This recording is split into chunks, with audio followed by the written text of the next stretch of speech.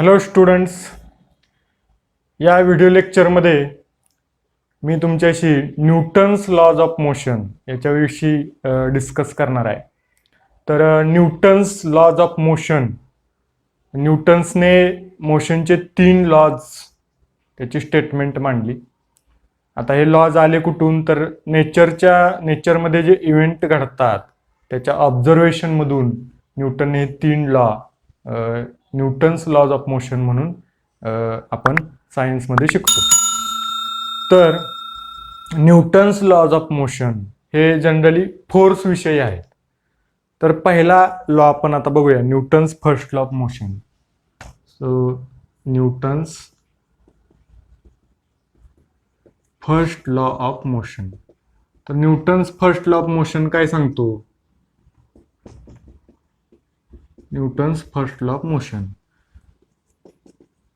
तो काय सांगतो पाहूया. त्यापूर्वी आता मला सांगा, सपोज हा टेबल आहे आणि टेबलवर तुम्ही असा एक ब्लॉक ठेवलाय. टेबलवर तुम्ही एक ब्लॉक ठेवला.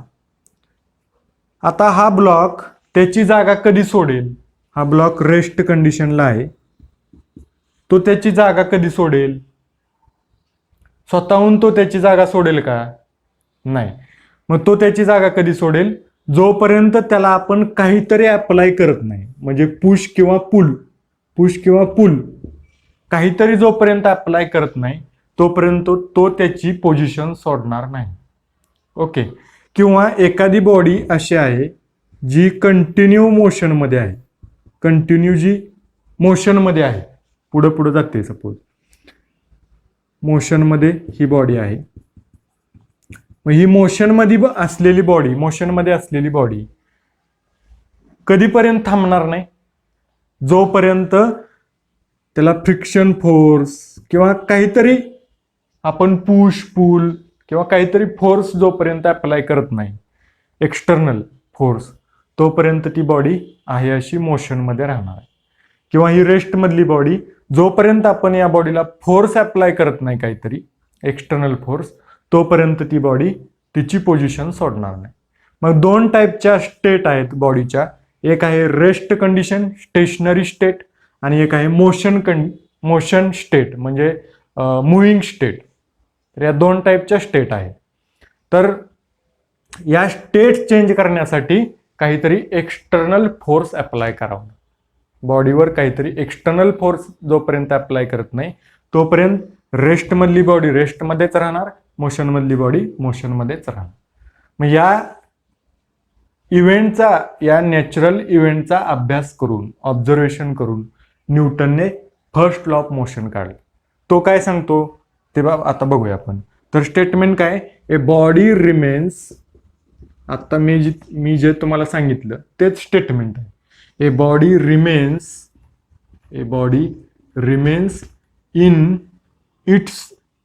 in a state of rest or of motion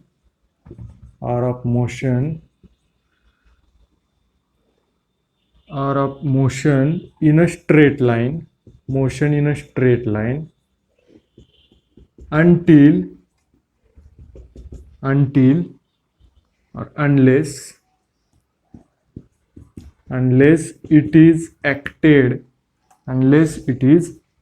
upon by some external force.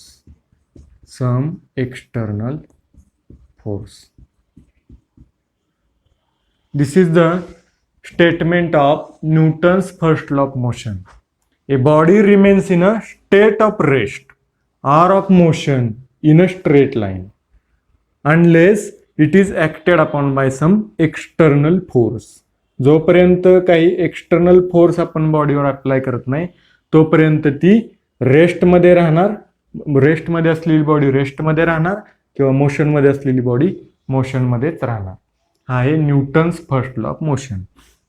आता हा काय करतो? Explain the meaning of force, म्हणजे फोर्सचं मिनिंग एक्सप्लेन हा लॉ करतो. जे काही लागतंय, स्टेट चेंज करायला जे काही लागतंय त्याला फोर्स म्हणायचं. तर फोर्सच्या डेफिनेशनसाठी हा लॉ इम्पॉर्टंट आहे. याच्यावरून फोर्सची डेफिनेशन तयार होते. Force is the basic requirement to produce acceleration. म्हणजे ही बॉडी आपल्याला हलवायची, म्हणजे ॲक्सेलरेट करायची, तर फोर्स लागतोय. किंवा या बॉडीचं स्पीड आपल्याला चेंज करायचं म्हणजे ॲक्सेलरेट करायचे तर फोर्स लागेल. किंवा रिटार्ड करायचे, स्पीड कमी करायचं आहे तरी सुद्धा फोर्स लागेल. म्हणजे फोर्स रिक्वायर्ड आहे हेच हा लॉ सांगतोय. आणि फोर्सच्या डेफिनेशन साठी हा लॉ इम्पॉर्टंट आहे. This is the Newton's first law of motion. Now see what is Newton's second law of motion. Newton's second law of motion. न्यूटनचे 3 लॉज आहेत. त्यातला हा Newton's second law of motion. Newton's second law of motion तो काय सांगतो बघा. Statement. Newton second law of motion आपल्याला काय सांगतो, तर the rate of change of momentum म्हणजे बॉडीची मोशन किती होणार ती क्वांटिटी म्हणजे rate of change of momentum. तर मोमेंटम किती चेंज होणार किंवा मोशन किती चेंज झाली हे कशावर डिपेंड असतं, फोर्सवर. फोर्स अप्लाइड ऑन बॉडी याच्यावर ते डिपेंड असतं. The rate of change of momentum is directly proportional to force and ते कशावर म्हणजे डिरेक्शन कोणती असते त्याची, and it is takes place in the direction of force. The rate of change of momentum ही वेक्टर क्वांटिटी आहे. म्हणजे त्या मोमेंटमला डिरेक्शन असते. तर मोमेंटमची डिरेक्शन कोणती असते, जी व्हेलॉसिटीची असेल. बॉडीच्या व्हेलॉसिटीची जी डिरेक्शन आहे तीच डिरेक्शन मोमेंटमची आणि तीच डिरेक्शन फोर्सची. Okay, so what is statement, the rate of change of momentum. Rate of change of momentum. The rate of change of momentum is directly proportional to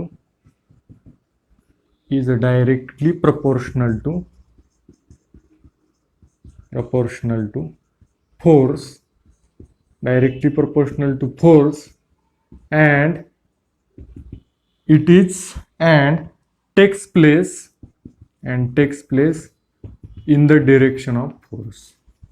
takes place in the direction of force, direction of force. The rate of change of momentum is directly proportional to force and takes place in the direction of force. This is the Newton's second law of motion. म्हणजे बॉडीची motion किंवा बॉडीचं जे momentum आहे, quantity of motion, ते कुठल्या direction मध्ये असतं, in the direction of force and it is proportional to force. Then now see, suppose अशी बॉडी आहे, ही एक बॉडी आहे, अशी एक बॉडी आहे. या बॉडीचं मास आहे m, small m. The mass of body is small m and the velocity of body is small u. Velocity of body, initial velocity. तर सुरुवातीची अशी कंडिशन आहे, इनिशियल कंडिशन. इनिशियल कंडिशन काय आहे, तर बॉडीचं मास m आहे, mass of body is m and the initial velocity is small u. आता मी या बॉडीवर फोर्स अप्लाय केला, either it is push type और पुल टाईप. पुश टाईप और पुल टाईप मी फोर्स अप्लाय केला. फोर्स अप्लाय केल्यामुळे काय होईल, या बॉडीची व्हेलॉसिटी चेंज होईल, म्हणजे बॉडी ऍक्सेलरेट होईल, व्हेलॉसिटी वाढेल फोर्स अप्लाय केल्यामुळे. मी समजा पुश टाईप फोर्स अप्लाय केला या बॉडीवर, F. Push type force F is applied on a body. Mass तेच राहणार आहे, सेम. मास चेंज होणार नाही, मास तीच बॉडी आहे त्यामुळे मास सेम m. फक्त व्हेलॉसिटी काय होईल, इनिशियल व्हेलॉसिटी u होती ती इन्क्रीज होईल फोर्स अप्लाय केल्यामुळे. ती किती होईल, u plus du. The final velocity is u plus du. This is a final condition. Final condition. The final velocity is u plus du. Now, see what is initial momentum. Momentum means what? Mass into velocity of a body. Mass of body into velocity of body. You know what is momentum. So initial momentum काय असेल? What is initial momentum? Initial momentum. Initial momentum will be mass into initial condition मध्ये mass into velocity म्हणजे m into u. Then final momentum काय असणार?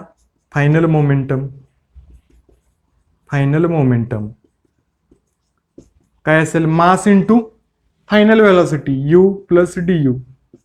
So that is equal to m ने आपण काय करणार? ब्रॅकेटमध्ये मल्टिप्लाय करणार mu plus du. So this is the final momentum. Now what is change in momentum? Change in momentum. What is change in momentum? Momentum किती change झालं?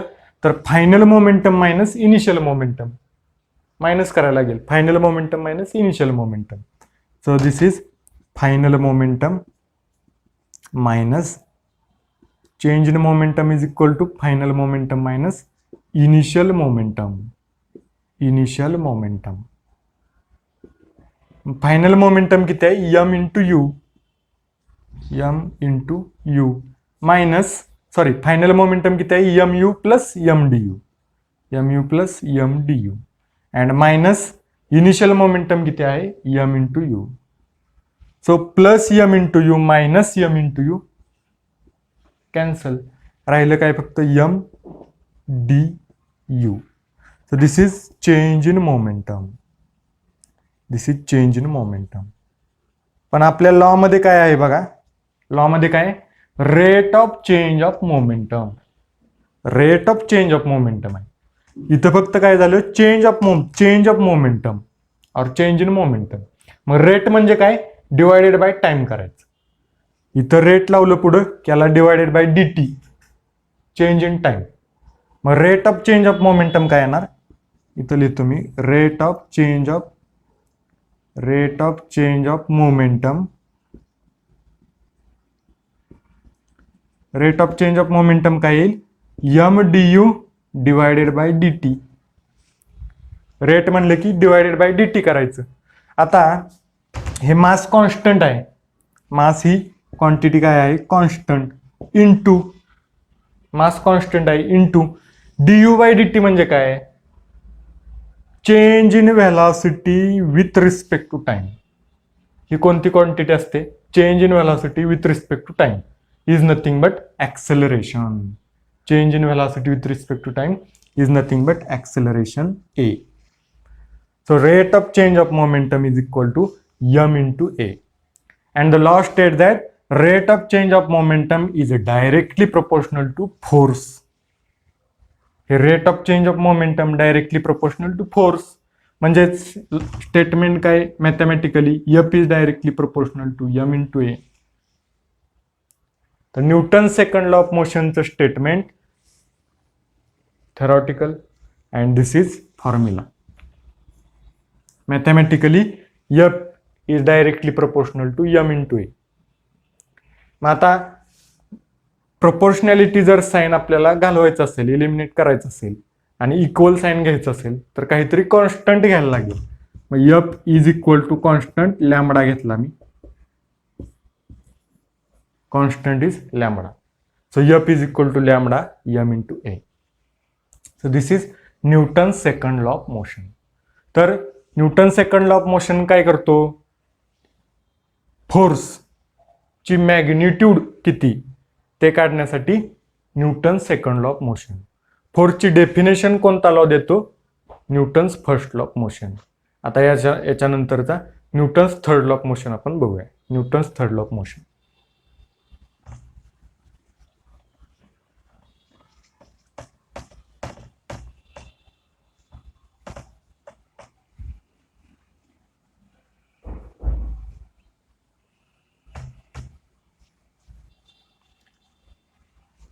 Now see what is Newton's third law of motion?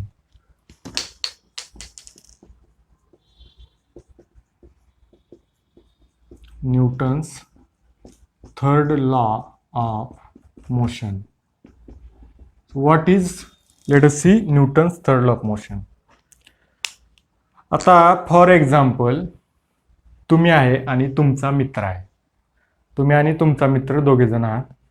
तुम्ही काय केलं, तुमच्या मित्राला असं पुढं उभं केलं आणि खाडकन एक वाजवलं. तुमचा मित्र काय करेल?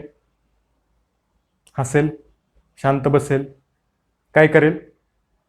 तितक्याच ताकदीनं तुम्हाला पण काय करेल? एक वाजवून देईल. बरोबर? म्हणजे विनाकारणच तुम्ही त्याला सपोज एक कानाखाली वाजवली तर तो काय करेल? तितक्याच ताकदीनं तुमच्या पण एक कानाखाली वाजवेल. बरोबर? म्हणजे काय झालं? तुम्ही ऍक्शन केली सुरुवातीला, त्याची रिॲक्शन तुमच्या मित्रानं तुम्हाला दिली. बरोबर? असे प्रत्येक गोष्टीची जी ऍक्शन आपण करतो त्याची रिॲक्शन आपल्याला कधी ना कधी मिळत असते. हे फिलॉसॉफी पण सांगते. तसंच त्याचाच अभ्यास काय केला? न्यूटनने केला. न्यूटनने काय केलं? ऑब्झर्व केलं की प्रत्येक ऍक्शनला काहीतरी रिॲक्शन आहे. मग हाच न्यूटन्सला सांगतो की for every action there is equal and opposite reaction. For every action there is equal and opposite reaction. म्हणजे कोणत्याही बॉडीवर जर आपण फोर्स अप्लाय करत असू, सपोज अशी बॉडी आहे, suppose this is a body, या बॉडीवर जर आपण फोर्स अप्लाय करत असू काहीतरी F, तर ही बॉडी सुद्धा सपोज आपण आपल्या हाताने फोर्स अप्लाय करतोय तर ही बॉडी सुद्धा काय करते? आपल्या हातावर तेवढाच फोर्स, फक्त डिरेक्शन कशा आहे? अपोजिट. फोर्स तेवढाच अप्लाय करते अपोजिट. मग जशी आपण ऍक्शन तशीच बॉडी आपल्याला रिॲक्शन देते. सपोज या बॉडीचं वेट W कुठं ऍक्ट होतं? टुवर्ड्स अर्थ. या बॉडीचं वेट पण असतं. ते वेट कुठून आपण सेंटर ऑफ ग्रॅव्हिटी किंवा सेंट्रॉइड मधून अर्थच्या डिरेक्शननं दाखवतो W. मग हे वेट या सरफेसवर ऍक्ट होते अर्थच्या डिरेक्शनने. तर सरफेस पण काय करतो? या बॉडीवर फोर्स अप्लाय करतो. त्याला रिॲक्शन म्हणायचं. रिॲक्शन. हा सरफेस सुद्धा बॉडीवर फोर्स अप्लाय करतो, त्याला म्हणायचं रिॲक्शन. आणि बॉडीचं वेट त्याला म्हणायचं ऍक्शन. ओके. मग असं प्रत्येक बॉडी जिथं आपण फोर्स अप्लाय करतो ती बॉडी सुद्धा तेवढाच अपोजिट फोर्स रिॲक्शन म्हणून अप्लाय करते. Okay. So this is a Newton's third law of motion. So let us see the statement for every action. Statement is what? For Newton's third law of motion, for every action or to every action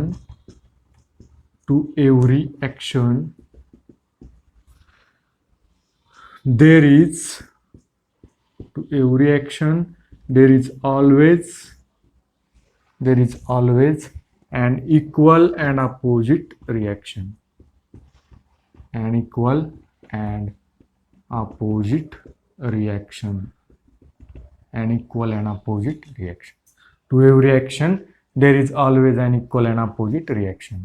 कोणती body equilibrium मध्ये ठेवायची असेल, आता ही body suppose आहे त्या कंडिशनला, rest कंडिशनला ठेवायची आहे आपल्याला, तर हा W आणि त्याला लागलेली रिॲक्शन ही इक्वल असायला पाहिजे. तर ही बॉडी इक्विलिब्रियम मध्ये राहते. तर असे न्यूटनचे 3 लॉज होते. Newton's first law of motion, फोर्सची डेफिनेशन देतो. Newton's third law of motion, फोर्सचा फॉर्म्युला किंवा फोर्सची मॅग्निट्यूड देतो. आणि Newton's third law of motion, प्रत्येक ऍक्शनला काहीतरी रिॲक्शन असते हे सांगतो. असे न्यूटनचे 3 लॉज ऑफ मोशन होते. ओके. थँक्यू.